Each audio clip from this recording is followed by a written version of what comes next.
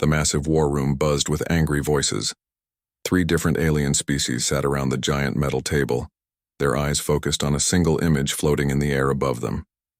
The image showed a small human ship, alone in the darkness of space. Admiral Velthar of the Centaurian Empire tapped his clawed finger on the table. His blue skin showed dark spots when he got angry, and right now those spots covered his entire face.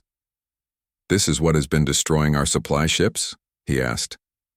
"This tiny thing?" The ship in the image looked like nothing special. It was gray and simple, maybe 800 meters long. Compared to the massive alien warships that stretched over 2 kilometers, it looked like a toy. The humans had painted no fancy colors on it, no scary symbols, no big guns sticking out from the sides. It just looked like a cargo ship that someone had put a few small weapons on. War Prime Grixkar of the Vexilani leaned forward. His crystal body made soft ringing sounds when he moved. "My ships have been hunting this vessel for 3 weeks. Every time we get close, it disappears. Our best trackers cannot follow it." Fleet Admiral Krextar slammed his massive fist on the table. The Throxian was twice as big as the others, with thick gray skin and small red eyes. "Enough talk. 1 human ship against our combined fleets. We will crush it like an insect." The 3 alien leaders had never worked together before. The Centaurians, Vexilani, and Throxians had been enemies for hundreds of years, but this 1 human ship had caused so much trouble that they decided to join forces. It had destroyed supply convoys, rescued prisoners, and appeared in places where no ship should be able to go. "The humans call it Ghost Protocol 7, said Admiral Velthar, reading from his datapad. "Intelligence says it has only 12 crew members. 12. My smallest destroyer has more people than that." War Prime Grixkar's crystal body flashed, different colors as he thought. "Do not underestimate them. The humans have surprised us before. Remember the Proxima incident." Fleet Admiral Krextar made a sound like a growling animal. "The humans got lucky at Proxima. They will not be lucky again. I am bringing 800 ships. The Centaurians bring 600. The Vexilani bring 750. Over 2,000 ships against 1 tiny human vessel." Far away in space, Captain Hyeon-Soo Kim stood on the bridge of Ghost Protocol 7. He was a tall man with short black hair and calm eyes. His uniform was simple and clean, not fancy like the alien commanders wore. Through the big windows at the front of the bridge, he could see stars and empty space. "Captain," said Engineer Dayun Park from her station. She was young with long, black hair tied back in a simple style. Her fingers moved quickly over the controls in front of her. "I'm getting strange readings from the quantum generators. They're working perfectly, but the energy levels are much higher than normal." Navigator Woo-Jin Lee looked up from his maps and charts. He was older than the others, with gray hair and smart eyes behind thin glasses. "Sir, I'm tracking 3 large fleets moving toward our position.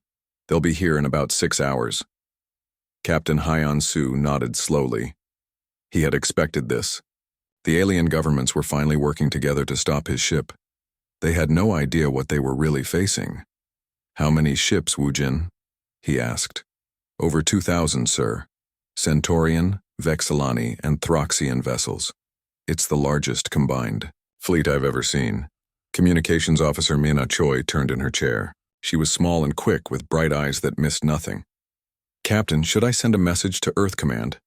They might want to know about this." Captain Hyeon-Soo thought for a moment. "No. Earth Command knows we're out here. This is exactly what we came to do." He walked to the center of the bridge and looked at his crew. There were only 12 of them on the entire ship, but each one was the best at their job. The bridge was not like the fancy command centers on alien ships. It was simple and clean, with basic controls and clear displays. Everything was built to work well, not to look impressive. The humans had learned long ago that simple things worked better than complicated ones. "Sir," said Chief Science Officer Bo-Ram Song from her station near the back of the bridge. She was quiet and serious, always thinking about her work. "The field generators are ready. All systems show green. We can activate Reality Anchor at any time." Captain Hyeon-Soo nodded. Reality Anchor was their secret weapon, But it was not really a weapon at all. It was something much more dangerous than any gun or missile. It was a way to change the rules that everything in the universe had to follow. For months, the aliens had been trying to figure out how Ghost Protocol 7 could do impossible things. How could it appear and disappear without using normal jump drives? How could it move faster than their best ships without showing the energy signatures that fast movement should create? How could it survive attacks that should destroy any ship? Its size? The answer was simple, but the aliens could not understand it. Ghost Protocol 7 did not follow the same rules as other ships. It carried technology that could change the laws of physics in the space around it. When the laws changed, impossible things became possible. "Incoming transmission," said Minna from her station. "It's from the Centaurian fleet. Admiral Velthar wants to talk."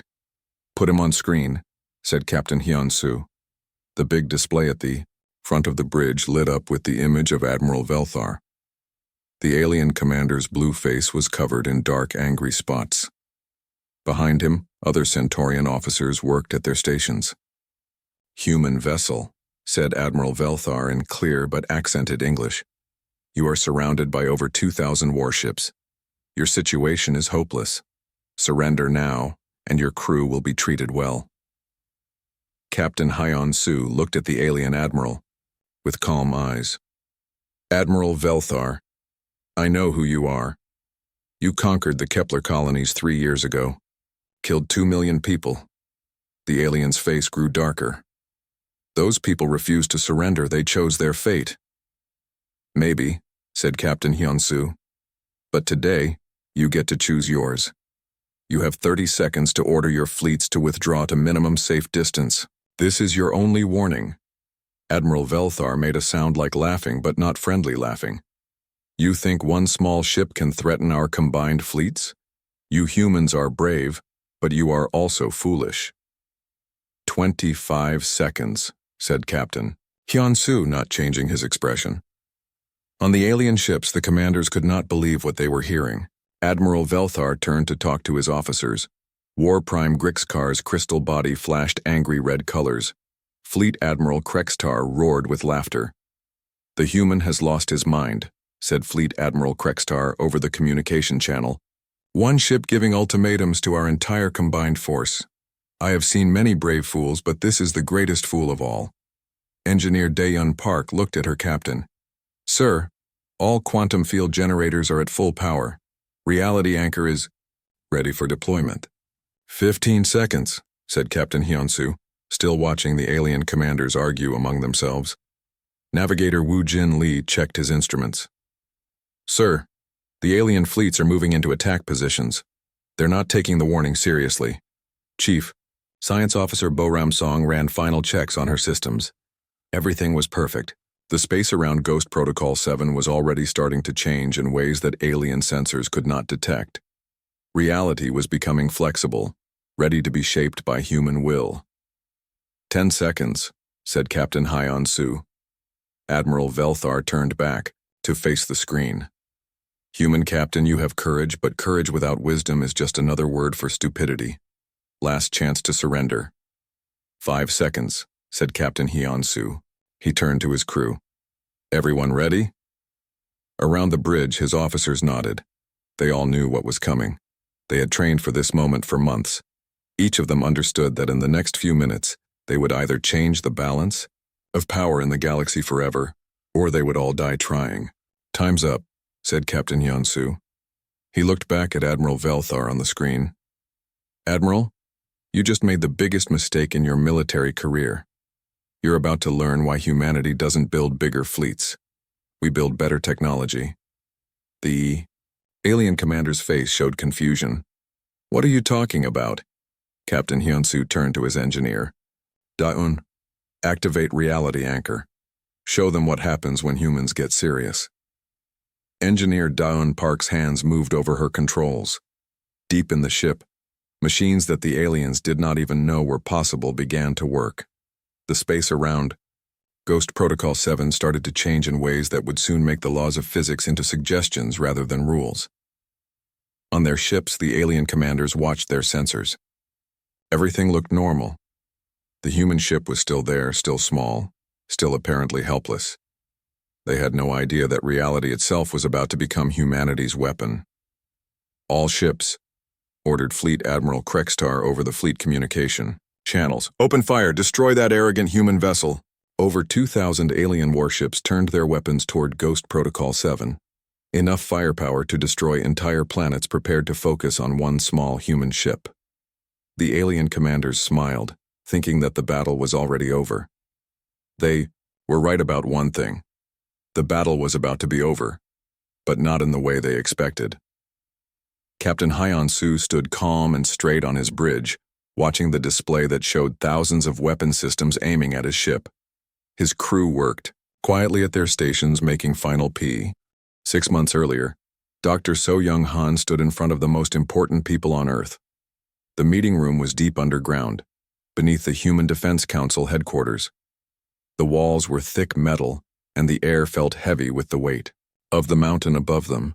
Dr. So-Young-Han was not a tall woman, but when she spoke, everyone listened. Her black hair was streaked with gray from years of hard work, and her dark eyes showed the intelligence that had made her the most respected scientist on Earth. Today, she was going to show them something that would change everything.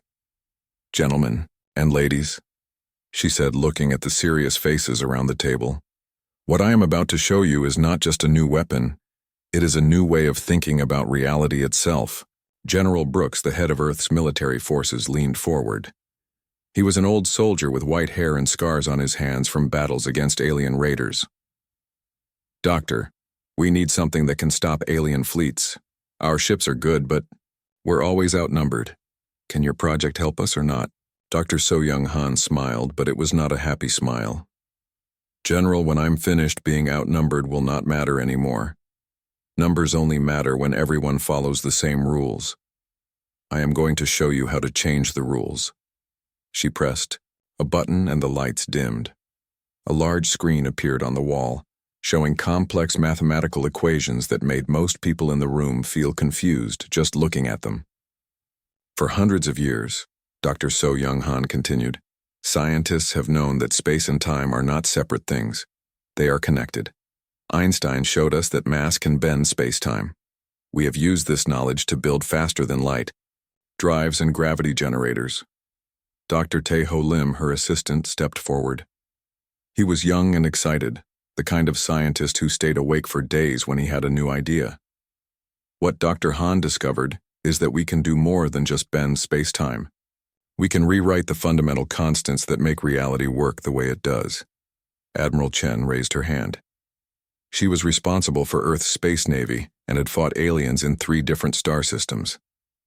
"Explain it in simple words, Doctor. What does this actually do?" Dr. So-Young-Han changed the image on the screen. Now it showed a simple picture of a box with lines around it. "Imagine that the laws of physics are like rules in a game. In normal space, everyone has to follow the same rules. Gravity works the same way. Energy behaves the same way.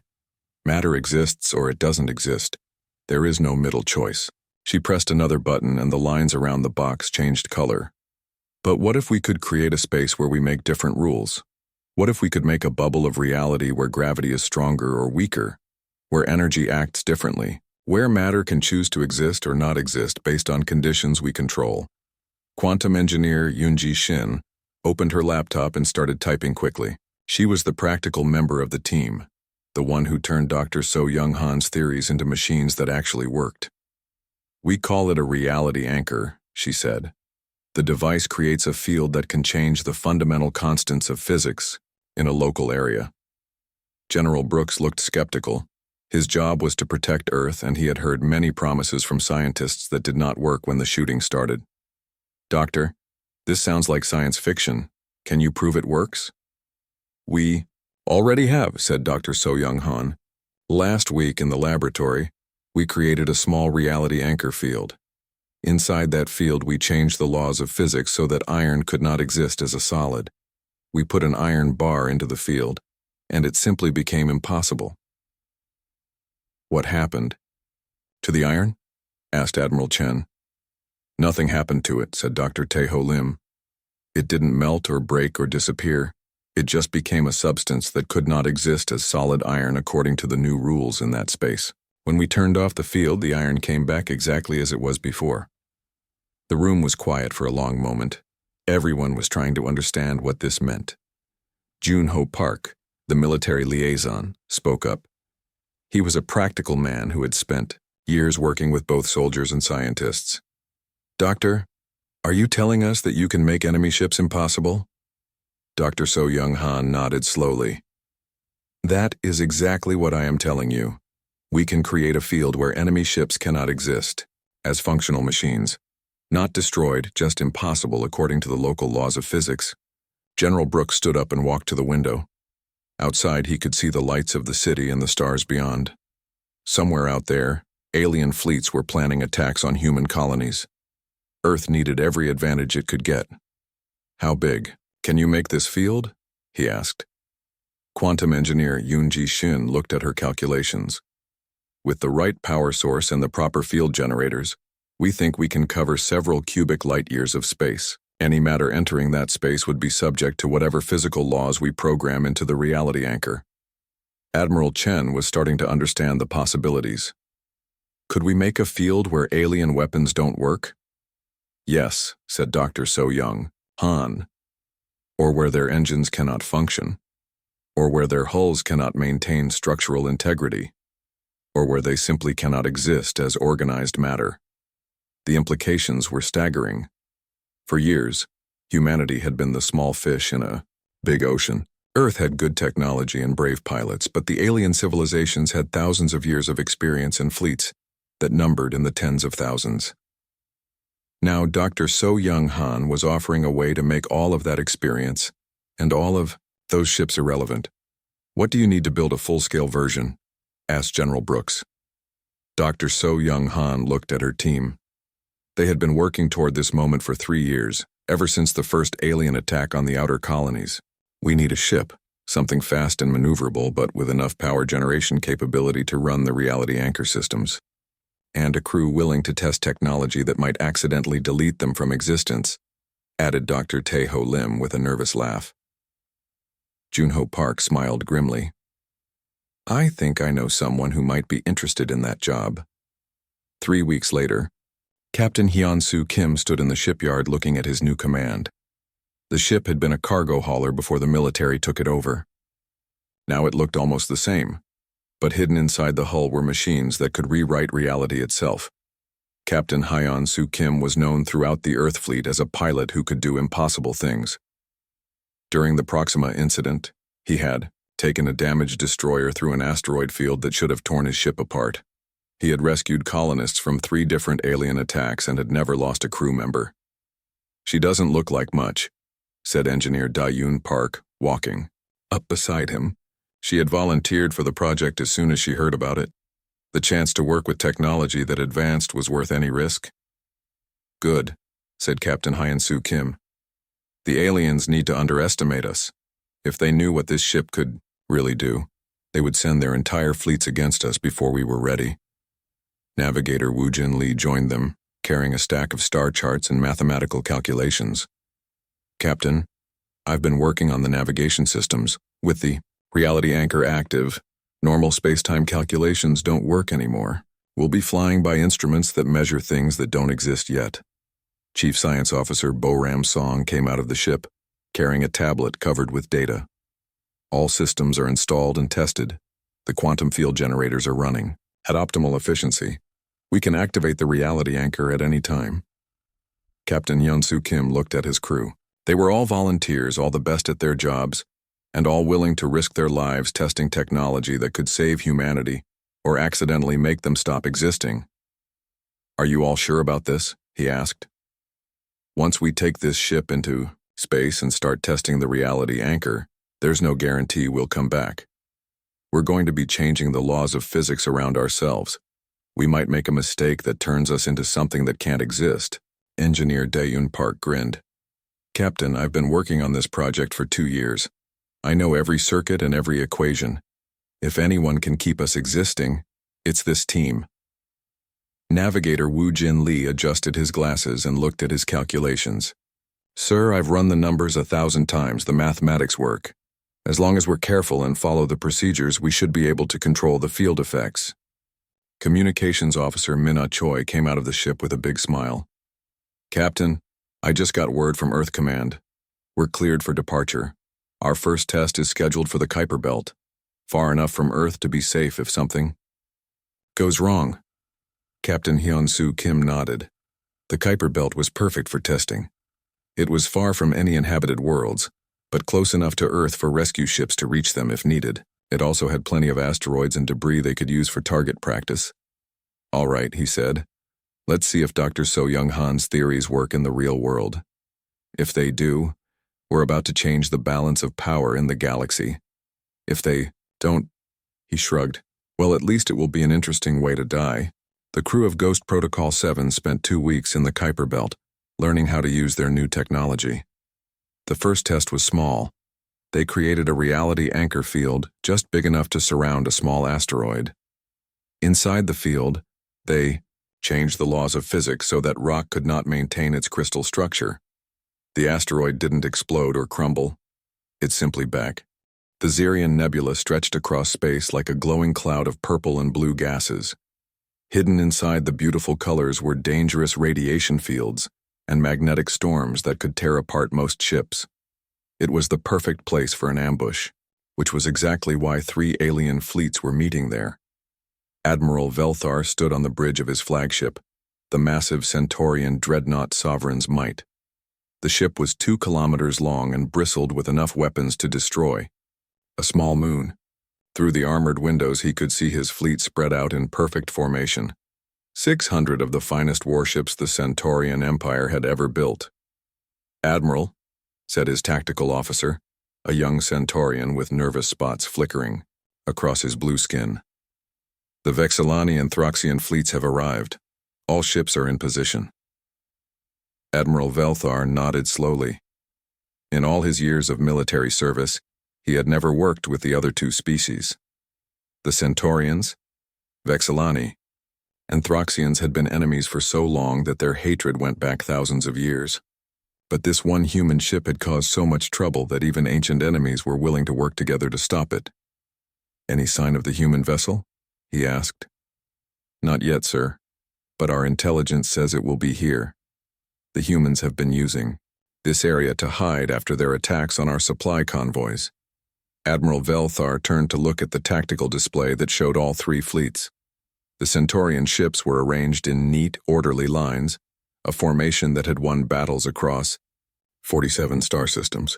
Every ship knew its place. Every weapon was positioned for maximum effect, and every crew member followed orders without question. Across the nebula, War Prime Grixkar floated in the command chamber of his crystal ship, Harmony of Destruction. The Vexillani ship was beautiful in a way that other species found disturbing. It looked like a living crystal that grew rather than being built. Light flowed through its transparent walls in patterns that showed the ship's thoughts and emotions. Grixkar himself was a tall, thin creature, made of living crystal that rang like bells when he moved. His body flashed different colors as his emotions changed. Right now, angry red mixed with confident gold. Around him, other Vexillani worked at control stations that were grown from the ship itself, rather than being built from separate parts. "Status of the fleet," Grixkar commanded, his voice sounding like wind chimes in a storm. 750 ships ready for battle," replied his second-in-command, a Vexillani whose crystal body pulsed with blue calculation patterns. "All vessels have their energy shields at maximum power. Our swarming tactics are prepared." The Vexillani had built their empire through speed and numbers. Their ships were smaller and faster than those of other species, designed to attack in huge groups that could overwhelm enemy defenses through sheer volume of fire. Their crystal hulls could absorb and redirect energy weapons, making them nearly impossible to destroy with conventional firepower. "The humans have been clever so far," Grixkar admitted, his body flashing reluctant orange respect. "But cleverness cannot overcome superior numbers and technology. When 750 Vexillani ships attack together, even human ingenuity will not be enough." On the far side of the nebula, Fleet Admiral Krextar roared with laughter inside the command center of his flagship Bone Crusher. The Throxian Dreadnought was the largest ship in any of the 3 fleets, 2.5 kilometers of armor, weapons, and raw destructive power. Everything about it was built to intimidate enemies and destroy anything that stood in its way.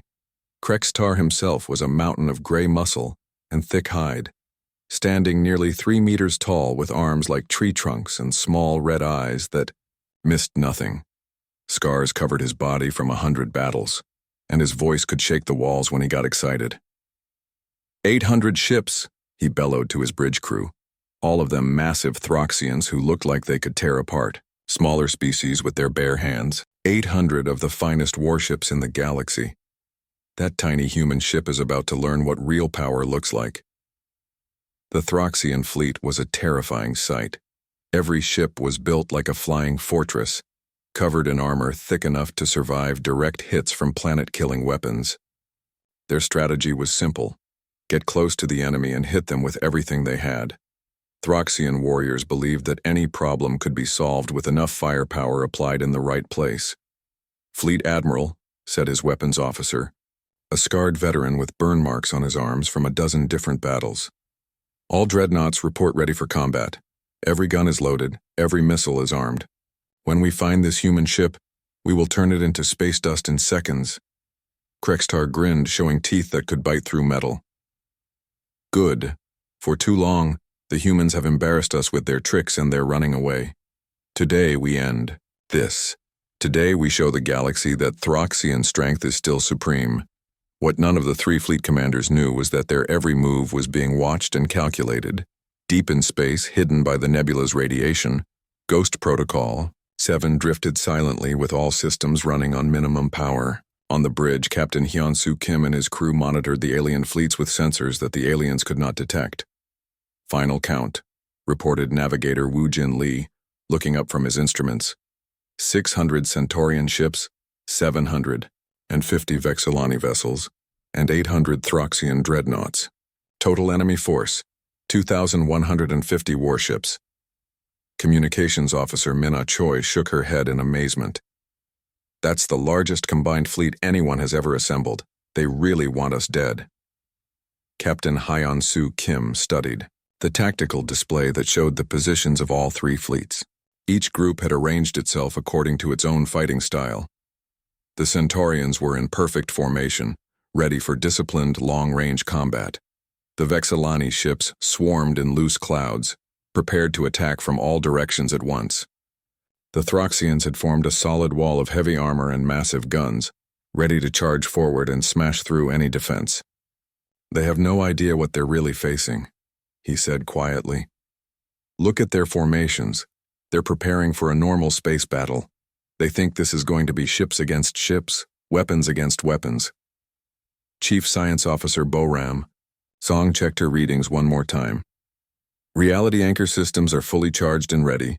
Local space-time parameters can be altered on your command, Captain." Engineer Dayun Park smiled as she watched her quantum field generators warm up. "The nebula's exotic matter is actually helping us. All this radiation and magnetic interference will hide our energy signature until it's too late for them to understand." "What's happening?" Captain Hyun-Soo Kim looked at his crew. They were about to face odds that no military force in history had ever survived. Over 2,000 alien warships against one small human vessel. But numbers only mattered when everyone played by the same rules, and Ghost Protocol 7 was about to change the rules completely. "Remember," he said to his crew, "we're not just fighting for ourselves today. We're showing the entire galaxy that humanity will not be pushed around anymore. Every alien species out there thinks they can attack our colonies and kill our people because we're outnumbered. Today we prove that being outnumbered doesn't matter when you understand the universe better than your enemies do."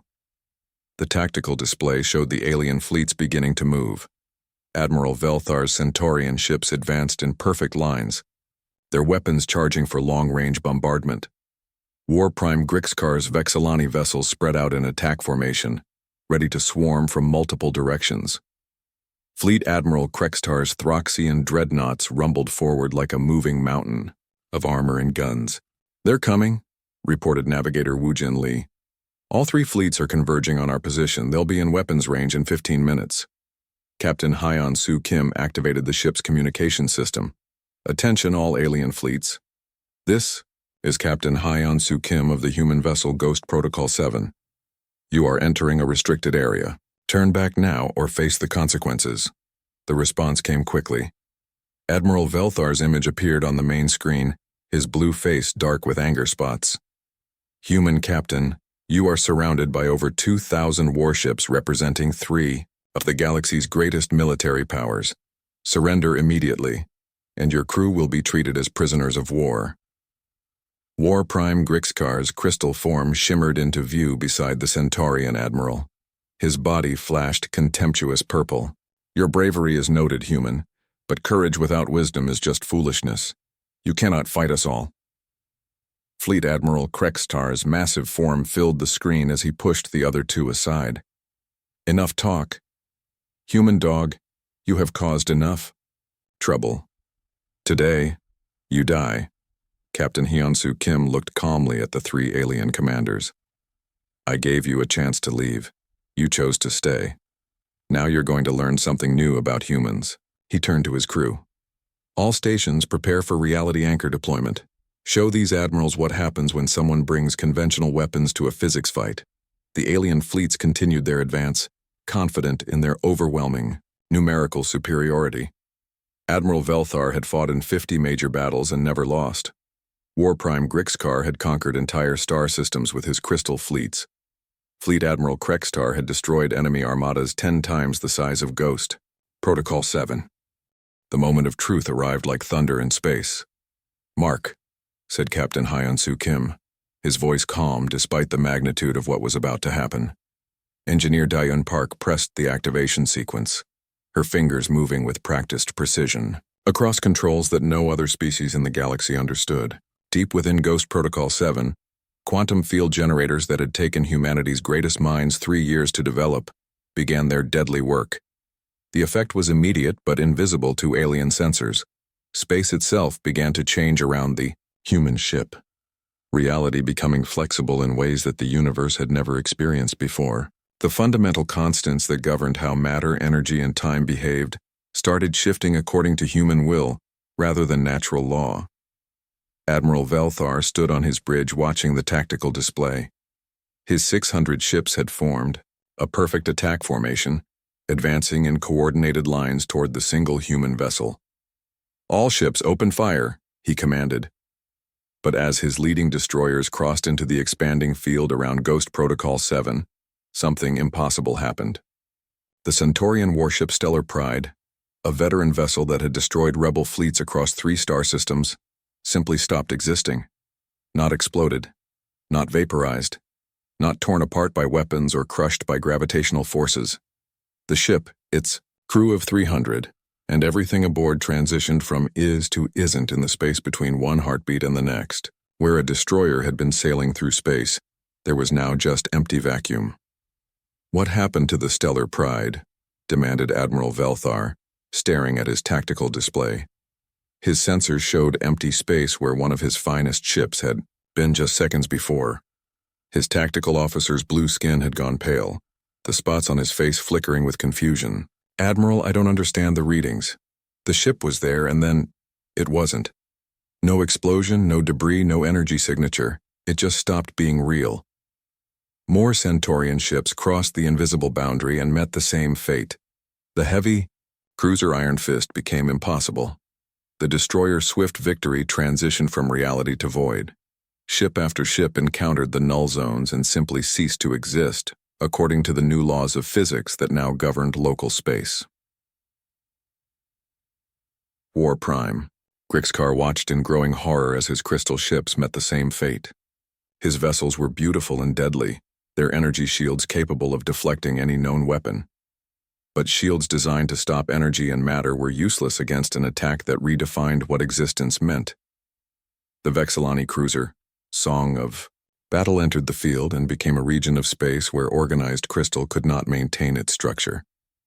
The destroyer Light Dancer tried to retreat, but found itself crossing a boundary where its atoms could no longer hold together in ship-like patterns. 750 of the galaxy's most advanced vessels began vanishing as fast as they could enter the expanding null zones. Our shields are useless, reported Grixkar's second-in-command, his crystal body flashing panicked yellow patterns. Whatever the humans are doing, it's not a weapon we can defend against. Ships are just stopping. They become nothing. Fleet Admiral Krextar roared in fury as he watched his mighty dreadnoughts meet the same fate as the smaller ships. The Throxian warship Mountain Breaker, armed with enough firepower to destroy a planet, encountered the null field and simply became a volume of space where massive Throxian engineering could not exist. "Impossible," he bellowed, his massive fists slamming on his command console. "Nothing can destroy a Throxian dreadnought without a fight. Where are the explosions? Where is the debris?" His weapons officer, a scarred veteran of 100 battles, stared at his instruments with uncomprehending eyes.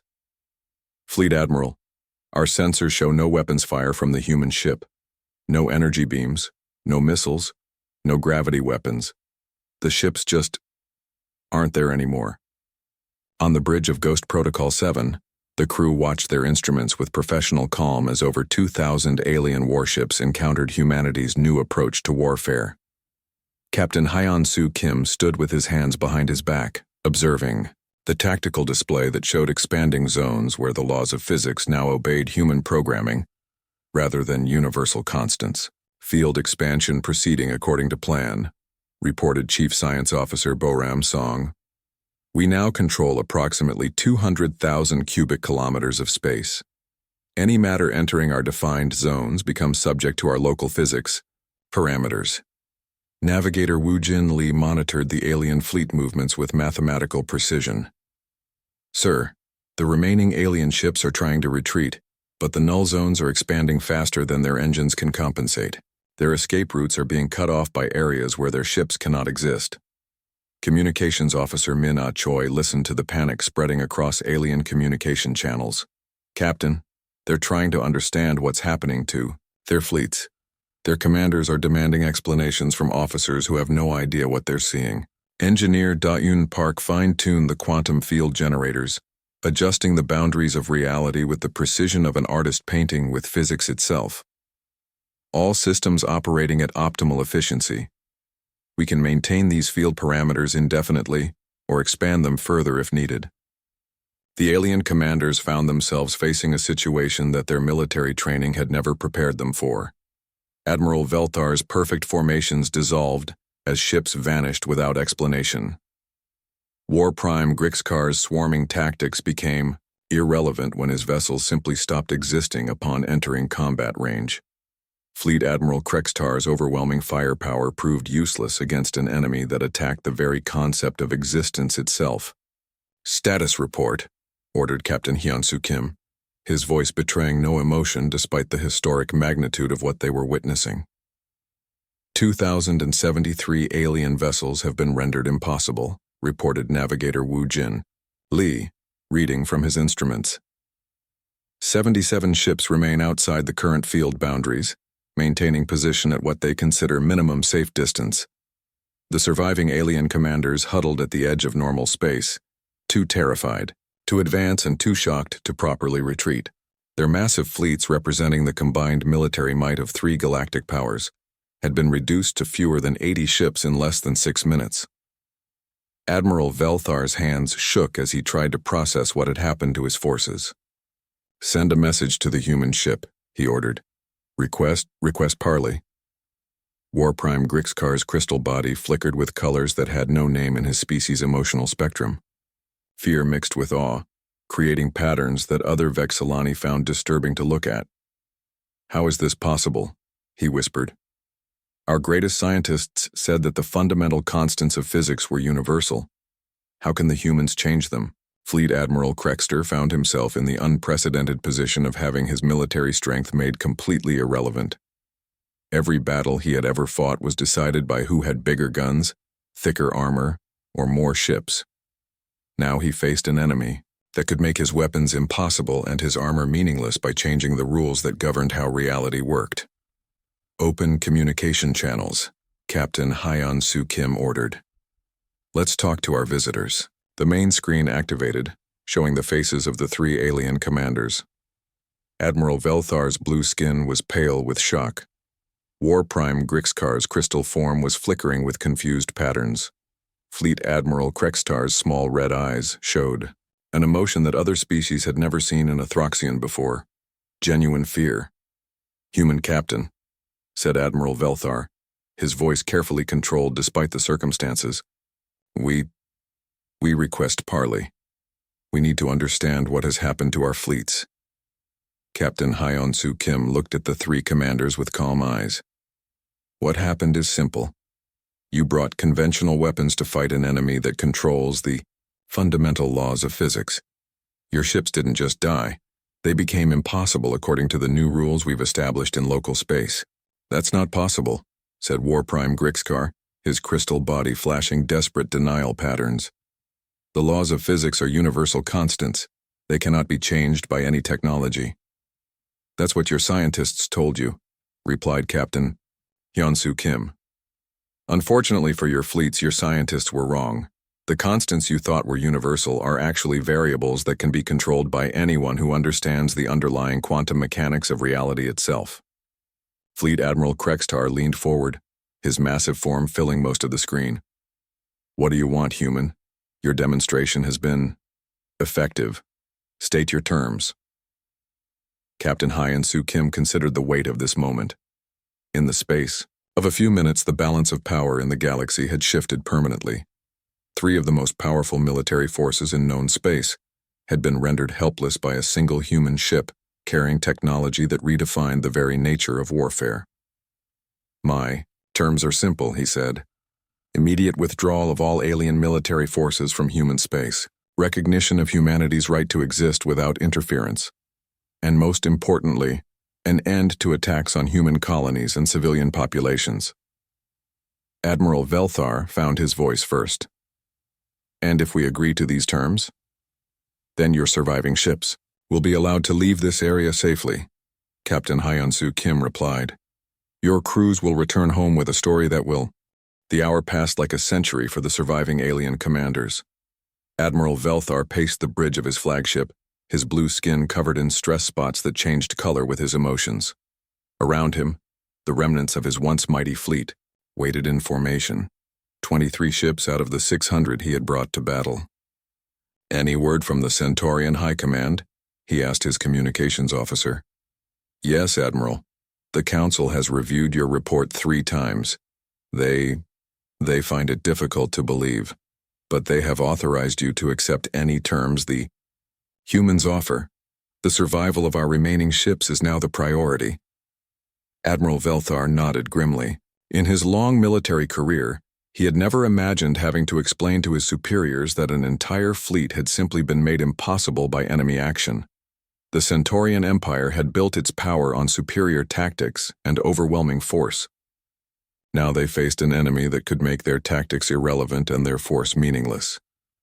War Prime Grixkar floated in his command chamber, his crystal body flickering through color patterns that other Vexillani found disturbing to observe. Fear, awe, and desperate calculation mixed in ways that created new emotional spectrums his species had never experienced before.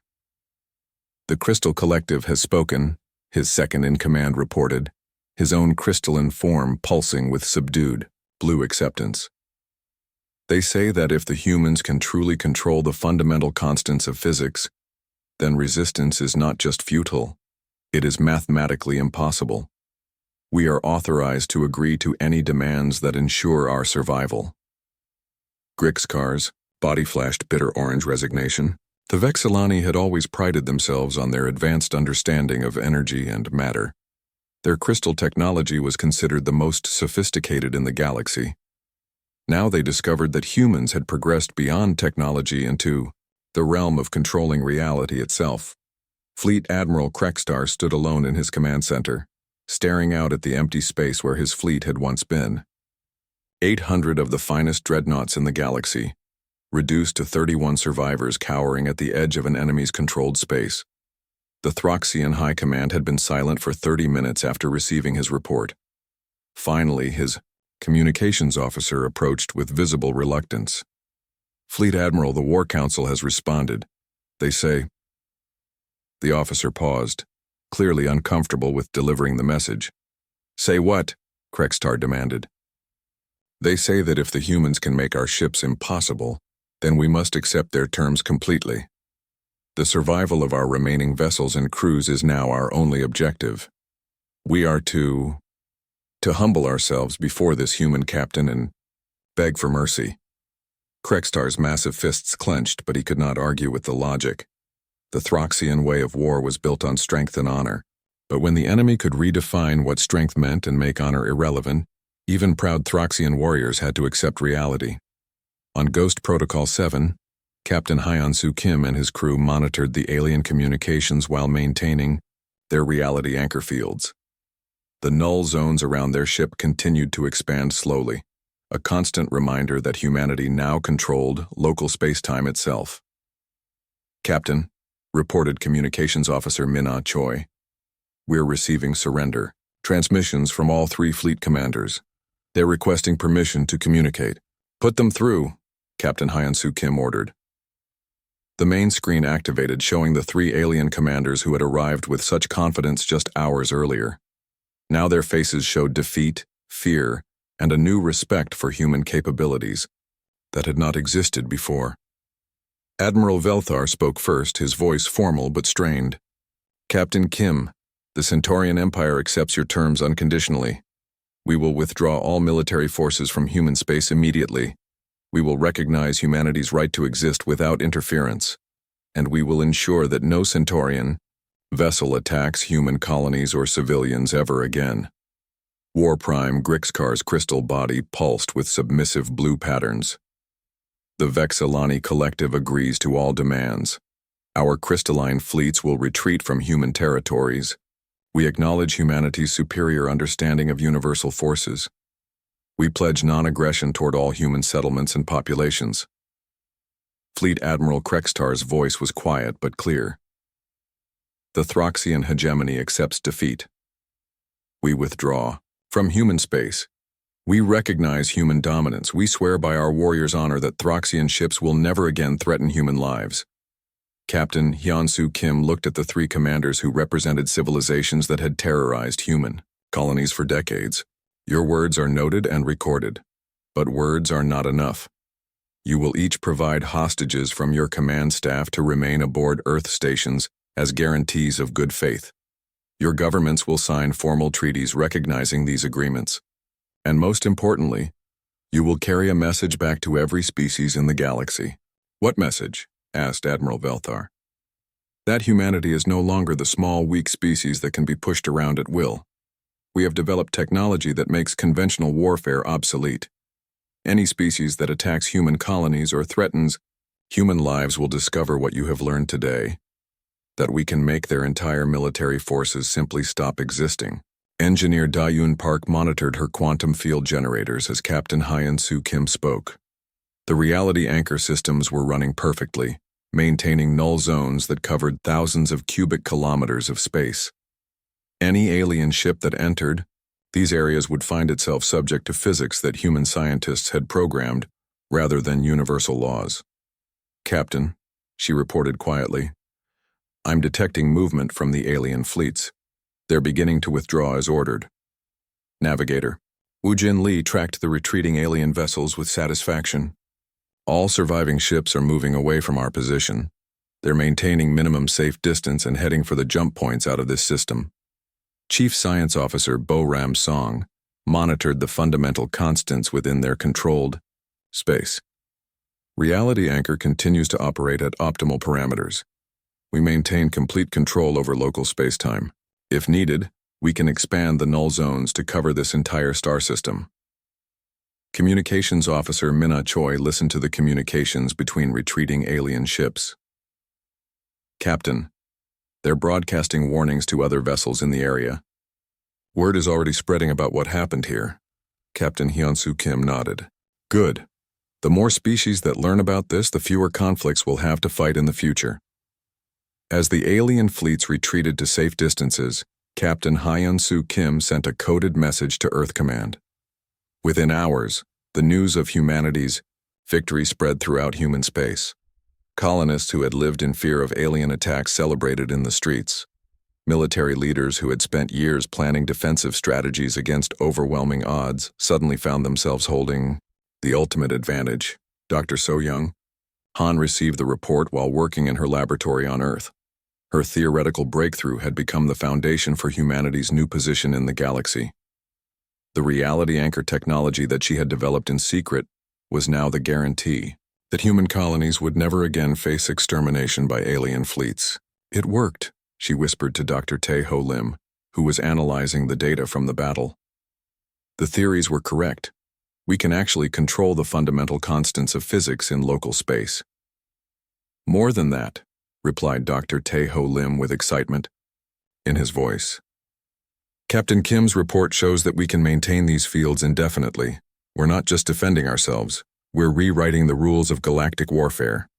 Quantum engineer Yoonji Shin looked up from her calculations. "Dr. Han, with the power readings from Ghost Protocol 7, I think we can build larger reality anchor systems. Imagine what we could do with stations that can control entire star systems." 6 months later, the galaxy had changed completely. Captain Hyun-Soo Kim commanded a fleet of 12 reality anchor ships, each one capable of making enemy fleets impossible across light years of space. The Zirion Nebula had become humanity's first forward base, a region of space where human scientists could experiment with controlling reality itself. Admiral Velthar now served as a liaison between the Centaurian Empire and human authorities. His job was to ensure that Centaurian ships never again threatened human interests. The proud admiral who had once commanded 600 warships now spent his days coordinating peaceful trade agreements and cultural exchanges. War Prime Grixkar had become an advocate for cooperation with humanity among the Vexillani leadership. His crystal body now pulsed with respectful green patterns whenever he mentioned human technological superiority. The Vexillani Collective had redirected their entire research program toward understanding how humans could manipulate fundamental physics. Fleet Admiral Krextar faced the most difficult adjustment. Throxian culture was built on strength and honor in battle. But how could a warrior maintain honor when the enemy could make his weapons impossible? He eventually found a new role training Throxian security forces to work with human authorities in protecting trade routes from pirates and raiders.